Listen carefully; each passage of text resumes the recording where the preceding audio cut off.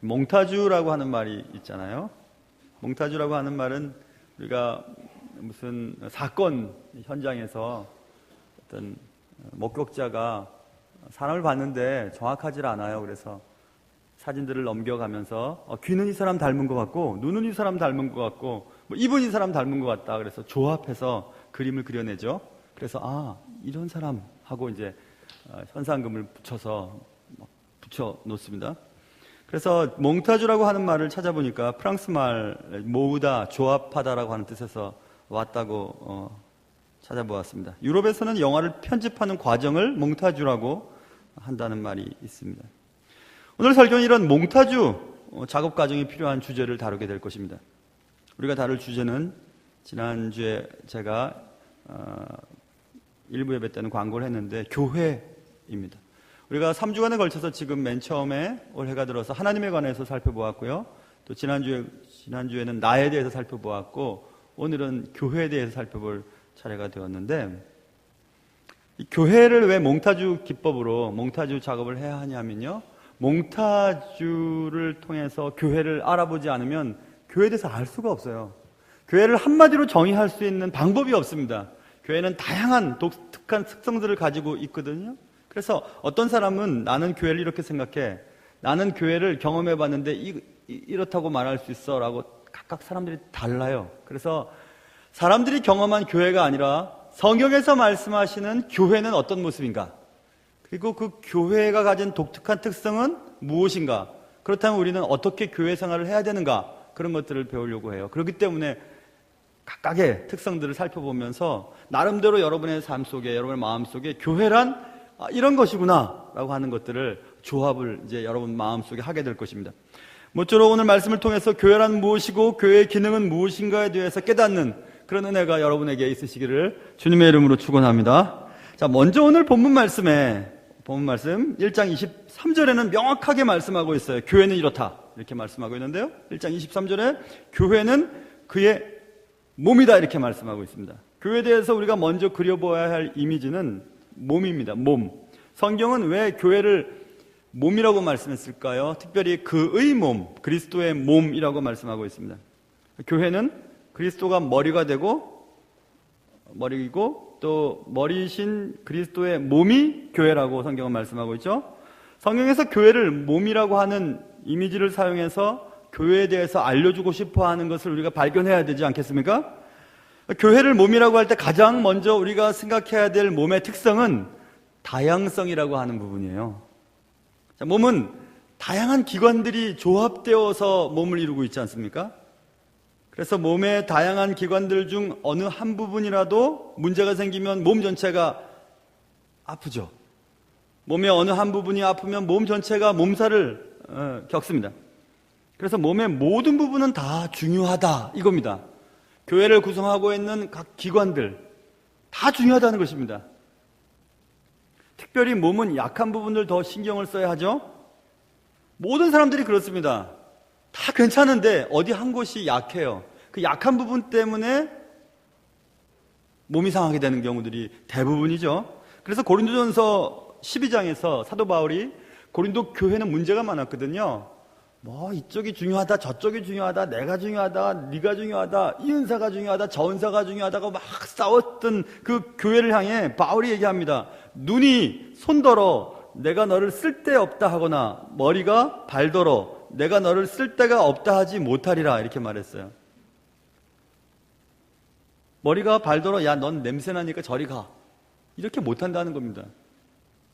눈이 손더러 야, 나보다 더 중요한 게 어딨어 이렇게 손한테 얘기할 수 없다는 것입니다. 그리고 사도 바울은 그 뒤에 바로 이렇게 얘기합니다. 그뿐 아니라 더 약하게 보이는 몸의 지체가 도리어 요긴하다. 손이 막 일을 많이 하니까 손이 중요하게 보이지만 어떤 분들은 손이 불의의 사고를 당해서 손이 없는데도 살아갈 수 있습니다.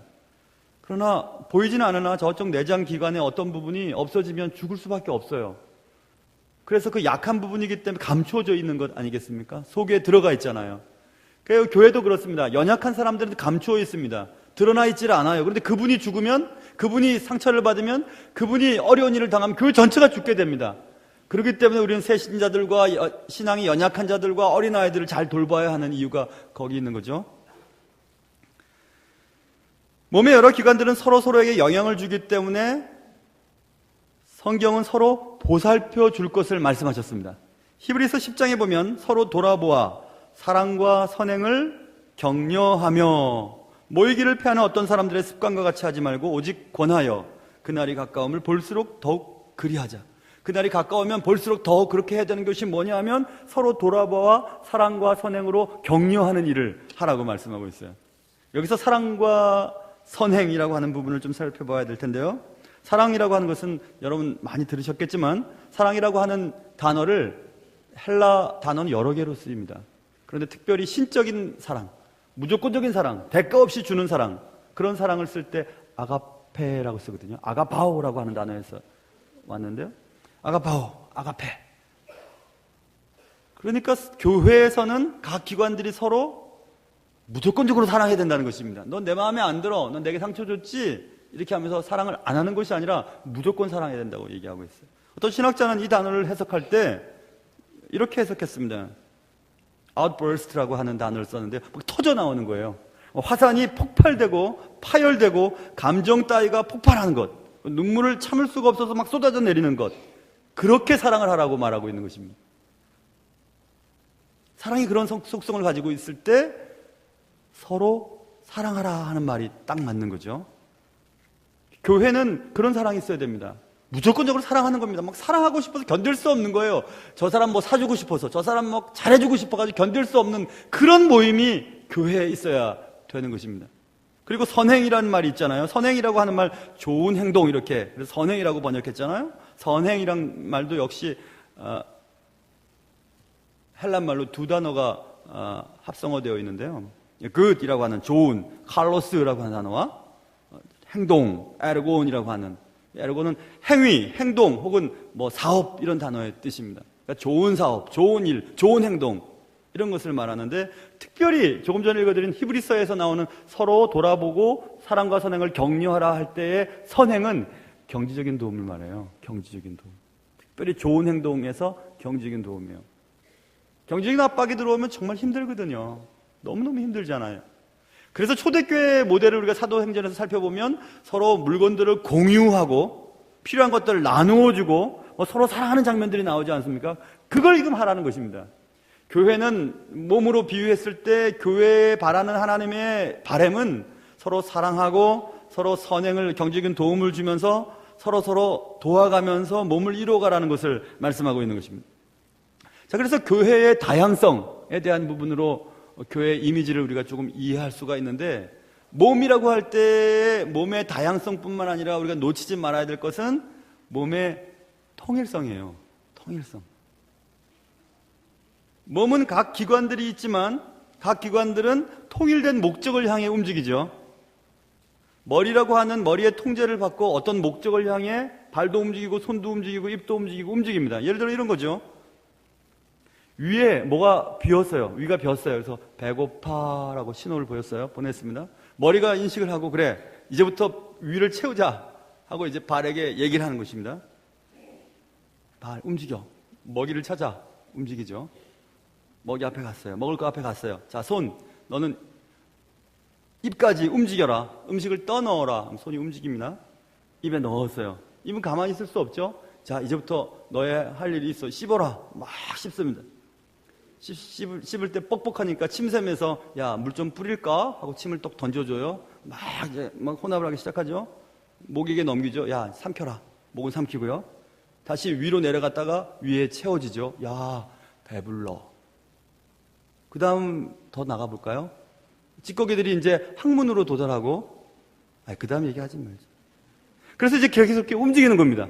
모든 것들이 일관된 목표를 향해 모든 기관들이 움직이게 되죠. 그게 몸의 기능이에요. 그죠? 다양성을 가지고 있지만 머리의 통제를 받고 일관된 목표를 향해 통일적으로 움직이게 되지 않습니까? 그게 몸에서 우리가 이해할 수 있는 이미지입니다. 여러분 계속 그려가셔야 돼요. 몽타주를 그려가셔야 됩니다. 한 번도 정확한 정의를 내릴 수 없었던 교회에 대해 우리는 몽타주를 그려가는 것입니다. 자, 그래서 이제 교회는 머리 대신 예수님의 명령을 따라 각 기관들이 머리가 요청하는 대로 움직여가는 것입니다. 서로 협력하여 한 가지 목표를 향해 나아가는 것입니다. 그래서 교회는 나의 생각이 아무리 옳고 내 생각이 가장 최고라고 생각해도 다른 기관과 다른 사람들을 제외하고 목소리를 내거나 하모니를 깨는 일을 해서는 안 되는 것입니다. 교회는 일이 안 되더라도 하나 되어서 좋은 소리를 내면서 가는 것이 교회의 진짜 모습이에요. 그것이 몸에서 우리가 얻을 수 있는 생각입니다. 교회는 그의 몸이라고 말했습니다. 머리 대신 그리스도의 몸이라고 얘기했습니다. 그래서 우리가 크리스찬이 되면 자동적으로 그리스도의 몸의 일부가 되는 겁니다. 그래서 하나님이 여러분 각자에게 주신 은사가 교회의 공통적인 목표를 향해 그것이 사용될 때에 우리가 교회의 구성원으로 살아가게 되는 것임을 성경은 말씀하고 있습니다. 머리 대신 그리스도의 명령을 따르지 않고 각자가 손은 손대로 발은 발대로 움직이고 입은 입대로 움직이고 눈은 눈대로 움직일 때 몸이 죽게 되기 때문에 그래요. 이런 사실을 잊지 않고 교회는 그의 몸이라고 말씀하신 그 하나님의 뜻을 분명히 기억하며 하나의 몸을 향해, 하나의 몸이 움직이는 것을 향해 내가 무엇을 해야 될지를 늘 깨닫고 살아가는 그런 은혜가 여러분과 저의 삶 속에 있기를 주님의 이름으로 축원합니다. 이게 먼저 몽타주에서 하나를 그려봤습니다. 교회는 그런 특성을 가지고 있으니까 내가 교회 구성원으로서 또 내가 교회로서 어떻게 살아야 되는지 그것을 하나 알았습니다. 근데 또 다른 것이 있습니다. 그것은 조금 전에 제가 읽어드렸던 에베소서 2장 20절부터 22절까지에 있는 내용을 보면 거기서는 교회는 건물, 빌딩으로 그려져 있어요.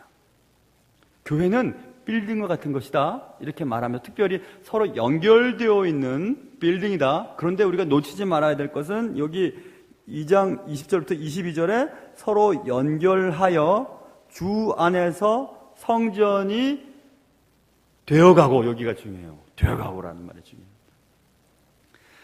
건물은 서로 연결되어 있다는 것을 우리가 조금 전에 들었어요. 몸과 같은 기능이죠. 연결되어 있고 그리고 지어져 간다라고 하는 거기서 우리가 잊지 말아야 될 것은 아직 완공되어지지는 않았구나 이 말입니다.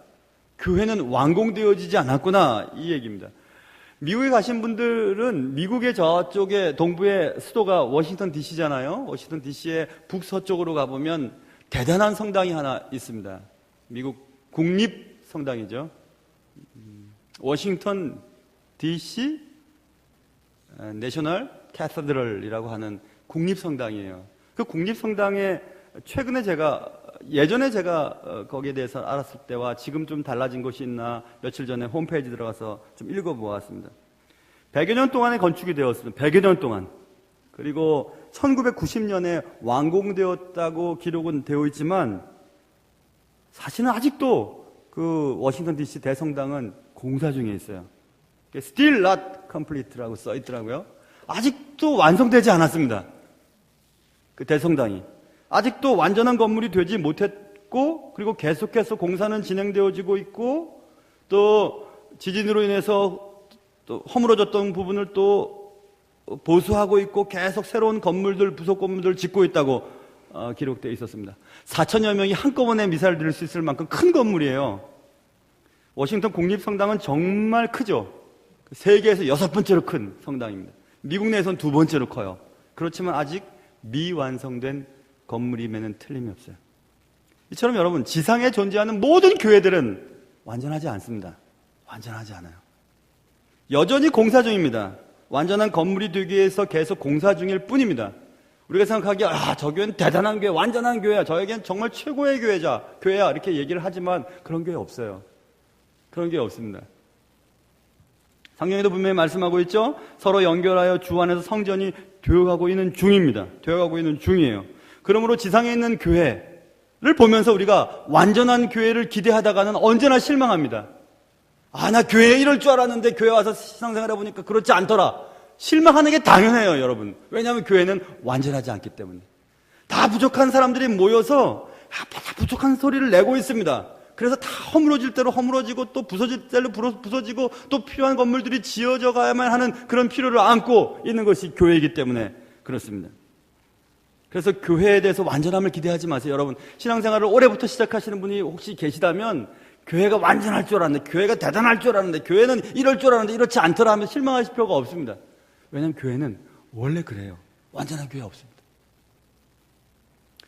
안양에 제가 목회할 때요, 안양은 서울에 좀 떨어져 있는 위성 도시니까 또 안양이 뭐 이렇게 뭐 새가 많아서 세비가 많아서 뭐 풍부한 도시도 아니죠. 그런데 안양역은 참 잘 지어졌습니다. 안양 역사를 한번 가보세요.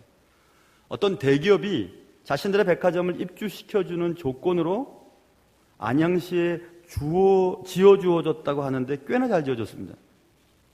그런데 그 멋진 안양 역사를 딱 딱 나오면 바로 눈앞에 흉물스러운 건물이 하나 보이게 됩니다.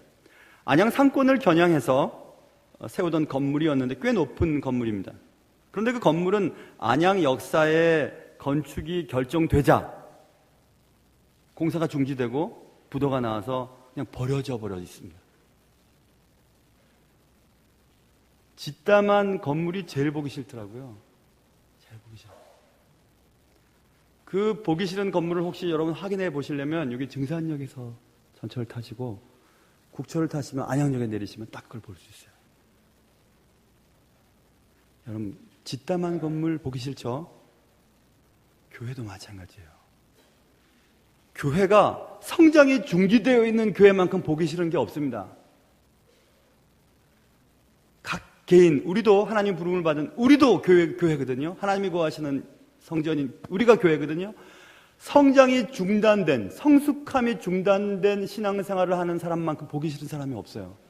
예를 들면 이런 거죠. 신앙생활을 예전에는 했는데 거기서 중단됐어요. 청년 때 신앙을 지금까지 유지하고 있어요.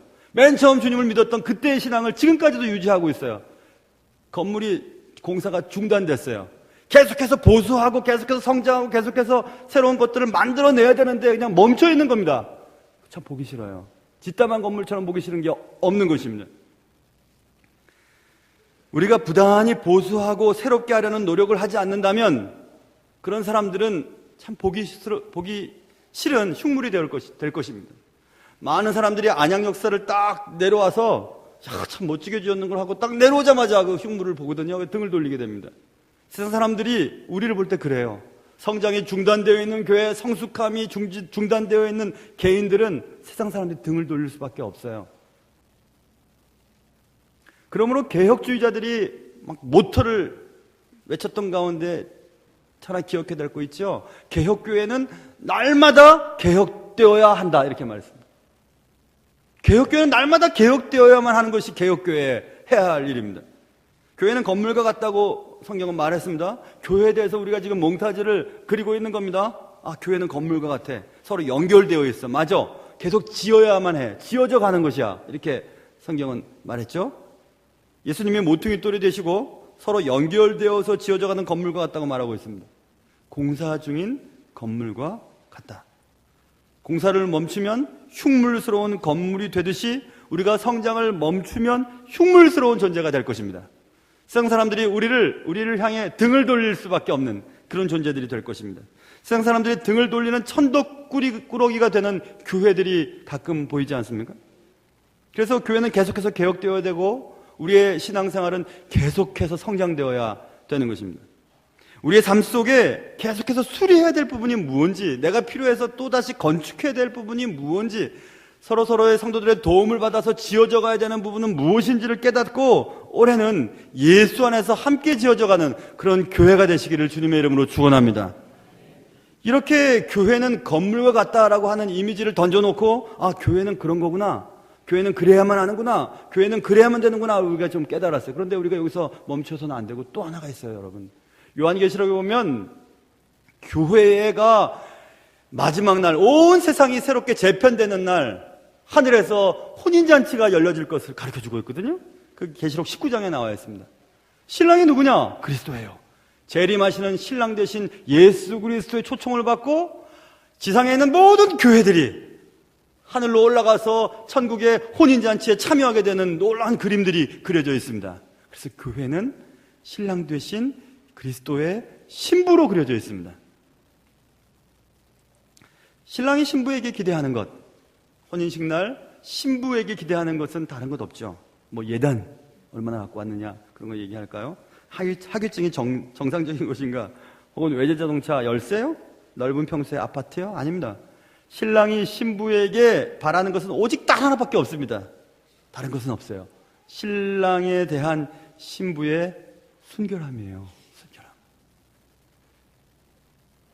결혼식에서 입는 신부의 드레스 색깔이 왜 하얀색이죠? 컬러풀한 이 시대에서 얼마나 채색을 예쁘게 하고 멋지게 차려입고 갈 수도 있을 텐데 왜 하얀색을 입죠? 순백한 거죠. 순수한 거죠. 아주 깨끗한 거죠. 정결한 거죠. 그것 때문 아닙니까? 그래서 외국에서는 재혼을 하면 흰색 드레스 안 입죠. 핑크색을 입히죠. 우리나라는 그냥 뭐 흰색 계속 입지만. 여러분 생각해 보세요. 신부 입장 하는데 신부가 막 다 찢어진 드레스를 입고 막 시커먼 거 입고 막 이렇게 막 나온다고 생각해 보세요. 온 세상의 모든 것들이 주님 앞에 나오는 날, 천국에서 혼인잔치가 벌어지는 날, 우리가 주님 앞에 가지고 갈 수 있는 유일한 것은 주님 앞에 우리의 거룩함입니다. 순결함입니다. 하나님이 제일 사랑하시는 교회가 어떤 교회일까요? 거룩한 교회예요. 순결한 교회예요. 거룩하고 순결한 교회가 어떤 교회인지 아십니까? 그것은 말씀대로 살아가는 교회예요. 말씀대로 성장하는 교회예요. 말씀대로 우리의 삶 속에 말씀을 지키기 위해 애쓰는 삶이 있는 그런 삶을 하나님이 기뻐하시기 때문에 그렇습니다. 세상의 마지막 날 우주적인 혼인잔치가 있을 때 교회는 신랑 되신 예수님의 신부로 신랑 앞에 나아가야만 합니다. 우리 각 개인도 마찬가지고 각 개인이 구성하고 있는 교회 공동체도 마찬가지입니다. 그날을 위해 우리가 준비할 것은 순결함이에요. 거룩함입니다. 신랑 되신 주님만을 위해 평생토록 지켜왔던 깨끗한 몸입니다. 깨끗한 신앙생활이에요. 신부가 신랑 앞에 나올 때 이미 버려진 몸, 이미 이 남자 저 남자가 지냈던 그런 몸을 가지고 나올 수 있겠습니까? 그것을 신랑 앞에 내놓을 수 있겠습니까? 그럴 수 없죠. 우리가 주님도 사랑하고 주님도 사랑한다고 하고 세상도 사랑하고 권력도 사랑하고 뭐 저런 것들 다 우리의 마음을 빼앗긴 후에 하나님이 나의 신랑이십니다. 예수님이 나의 신랑이십니다. 주님께만 나의 모든 것을 바칩니다. 이렇게 얘기할 수 있겠습니까? 이미 다 거룩하지 못한 모습을 가지고 어떻게 신랑 되신 주님 앞에 나올 수 있습니까? 교회가 무엇을 해서 우리가 무엇을 많이 해서 신랑 되신 예수님이 기뻐하시지 않아요. 그거 아니에요. 우리가 주님만 사랑하고 주님께 대한 전적인 사랑을 가지고 살다가 주님만 내가 믿고 살았습니다 하고 하는 그런 마음을 가지고 주님 앞에 섰을 때 주님이 제일 기뻐하시게 되시는 것입니다. 여러분, 교회라고 하는 것 여러분 들어보셨죠? 에클레시아라고 하는 이 헬란말 에클레시아라고 하는 것도 역시 두 단어거든요. 에크라고 하는 바깥으로라는 뜻을 가지고 있어요. 그 다음에 동사 칼레오라고 하는 단어, 칼레오는 부르다라고 하는 뜻이거든요. 그러니까 불러서 바깥으로 데리고 나온 것이 교회예요. 세상 속에서 막 죄짓고 살았는데 주님의 부르심을 받고 나왔어요. 세상 속에서 나와서 새로운 공동체를 만들었습니다. 그리고 부르심을 입은 그 자들이 부른 자와 함께 살아가는 것을 말해요. 주님과 함께 살아가는 것을 말해요. 그게 바로 신랑이신 그리스도 앞에 신부인 우리가 응답하는 것을 말하는 것입니다. 어릴 때 집에 이렇게 있으면 나무야 놀자 이렇게 얘기해요. 그러면 그 소리를 듣고 이제 나가죠. 나가서 이제 친구들과 교제가 시작되는 것입니다. 나가야 되는 거예요. 밖으로 나가야 되는 것입니다. 우리가 계속해서 주님을 믿는다고 교회 다닌다고 예수님을 따른다고 하면서 세상에 있는 삶과 똑같이 그 자리에 앉아서 주님을 사랑할 수는 없어요. 나와야 돼요. 그래서 삶의 스타일이, 라이프 스타일이 달라져야 됩니다. 삶의 방식이 달라져야 돼요. 그래서 그게 불러서 밖으로 나온 자들이 모여있는 것이 교회거든요. 여전히 주님을 사랑한다고 하면서 세상 사랑하고 세상이 원하는 대로 살아가면서 주님을 사랑한다는 것은 거짓말이에요. 거짓말입니다.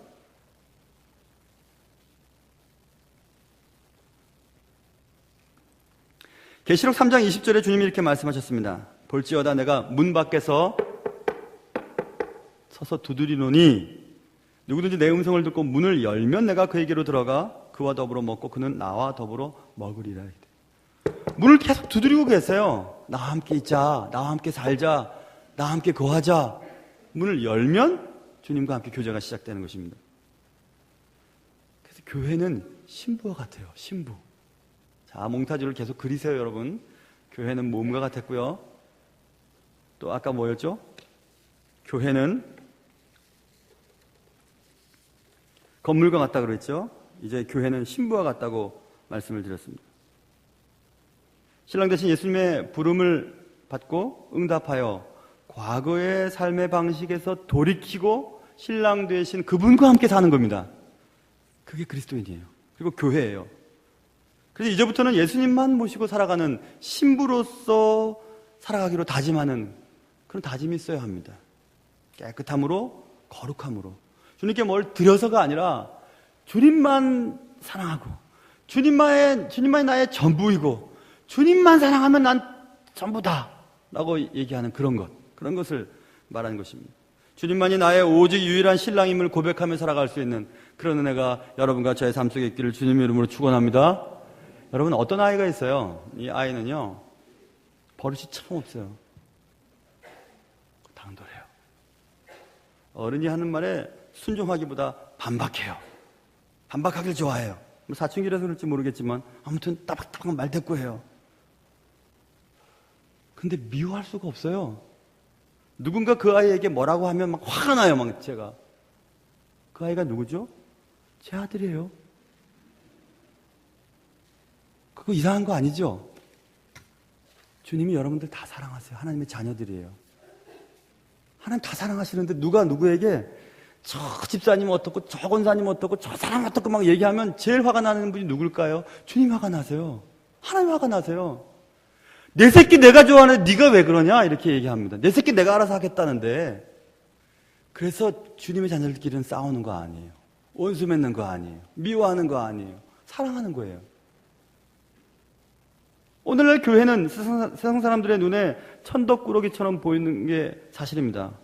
여러 가지 이유들을 들어서 변명은 하죠. 그런 교회도 있지만 우리 교회 참 좋은 교회도 있어요. 그런 목사님들은요, 신학도 한 6개월 만에, 고등학교 졸업하고 6개월 정도 신학하고 목사 된 분이니까 우리랑 달라요. 이렇게 얘기할 수 있겠지만, 실제로 교회는 교회에서 제대로 된 교회의 역할과 기능을 하지 못하고 있는 것이 사실입니다. 변명을 댈 수 있지만, 사실이 그래요. 교회가 왜 그럴까요, 여러분? 자, 우리가 지금까지 그려놓은 몽타주를 통해서 우리는 답을 할 줄 알아야 됩니다. 아, 그래, 교회 원래 그런 거야. 왜냐하면 교회는 완전하지 않으니까. 이 지상에 있는 모든 교회들, 완전한 교회 없어요. 교회는 여전히 공사 중에 있기 때문에 그렇습니다. 더욱이 그 공사는 이 땅에서 결코 완성되는 일은 없을 것입니다. 그러므로 교회에 대한 소망을 가지고 있지만, 완전한 교회를 향한, 주님이 원하시는 바로 그 교회를 향한 꿈을 가지고 있지만은 지나친 기대를 하다가는 실망이 클 수밖에 없을 것입니다. 원래부터 신앙생활 제대로 해야지 하고 이제 교회에 나왔는데 교회가 교회다운 모습을 보이지 못할 때 여러분 아마 실망할지 모르겠어요. 무슨 예수 믿는 사람이 저러냐? 그래도 교회에 나오셔야 돼요, 여러분. 그것 때문에 교회에 안 나오게 하는 것이 세상의 권세 잡은, 공중의 권세 잡은 자들의 이 마귀와 사탄들이 하는 것입니다. 교회는 원래 그런 거예요, 여러분. 완전하지 않아요. 불완전합니다. 그래서 계속 보수해야 되고 훼손된 곳을 막아야 되고 새로운 건물을 지어야만 합니다. 성전 안에서 하나님이 거하실 처소가 되기 위하여 서로 연결되어 지어져 가고 이렇게 있죠. 짓는 거예요. 계속 지어가는 것입니다. 이 땅에 완전한 교회는 없습니다. 교회의 완전성을 기대하면서 신앙생활을 한다면, 그리고 어떤 성도에 대해서 완전한 모습을 기대하면서 그 사람과 교제한다면 교회에 대해, 또 그 성도에 대해서 실망할 확률이 매우 큽니다. 그럼에도 불구하고 교회는 하나님이 이 세상에 주신 유일한 선물입니다. 우리를 사랑하시는 하나님의 사랑의 표현이 교회예요. 미워할 수 없는, 사랑할 수밖에 없는 그의 몸이 교회인 것입니다. 세상에서 천덕꾸러기가 되고 사람들이 등을 돌리는 일들을 가끔씩 한다 할지라도 여전히 교회는 그리스도의 신부이기 때문에 그렇습니다. 교회는 여전히 세상을 향한 하나님의 소망입니다. 우리가 주님을 알고 또다시 힘을 얻어 세상을 살아가게 만드는 유일한 피난처가 교회예요. 그래서 어거스틴이 그런 말을 했죠. 교회를 그의 어머니로 모시지 않는 사람은 하나님을 그의 아버지로 모실 수 없다고 얘기했습니다. 그래서 무교회주의자는 이단입니다. 교회 없이 신앙생활을 내가 제대로 한다.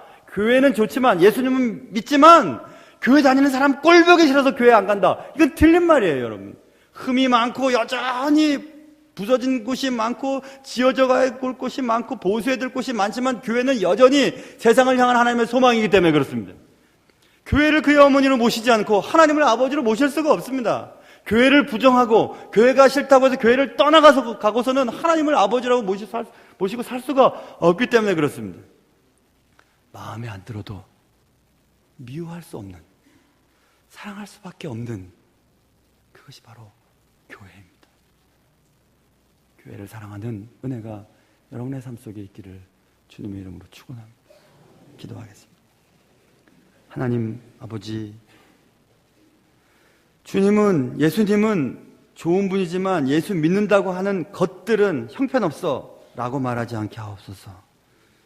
여전히 불편하고 여전히 부족하고 여전히 흠이 많은 우리들, 그럼에도 불구하고 여전히 우리에게 소망을 갖고 계시고 우리에게 기대하고 계시는 하나님의 그 기대하심에 부응하며 성장을 멈추고 성숙함을 중지하지 않고 계속해서 성장하며 계속해서 성숙할 수 있도록 우리에게 은혜를 허락하여 주시옵소서. 귀하신 예수님의 이름으로 기도합니다.